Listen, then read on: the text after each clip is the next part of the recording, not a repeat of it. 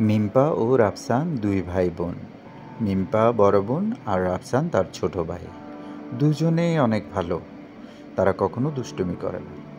তারা একদিন জঙ্গলে বেড়াতে গেল।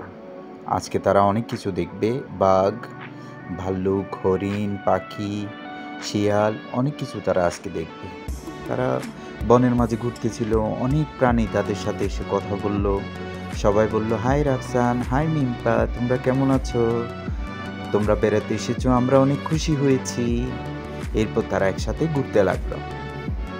এদিকে রাফসান তো পাখি দেখে অনেক খুশি। রাফসানের হরিণ ভালো লাগে, ছোট হরিণ, বড় বাঘ, সবার সাথে রাফসান হাঁটতেছিল।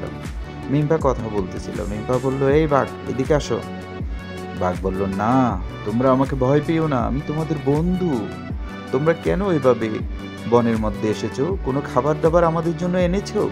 রাফসান তখন তার ব্যাগ থেকে ওদেরকে খানা দিল, অনেক অনেক খাবার খেয়ে সবাই অনেক খুশি। দেখতে দেখতে তাদের অনেক সময় গড়িয়ে বিকেল হয়ে গেল। এখন তো ফিরে যাওয়ার পালা।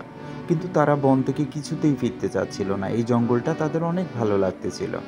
পাখির ডাক, বাঘ, হরিণের কত বন্ধুত্ব এখানে, সবাই মিলে অনেক মজা।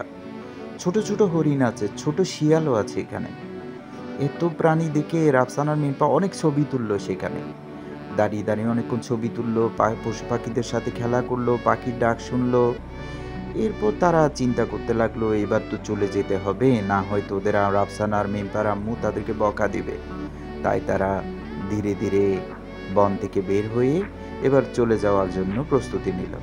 পাখি, পশু, বাঘ, হরিণ, শিয়াল সকলের থেকে বিদায় নিল। সকলে বলল, আবার আসিও রাফসান, আবার আসিও মিম্পা।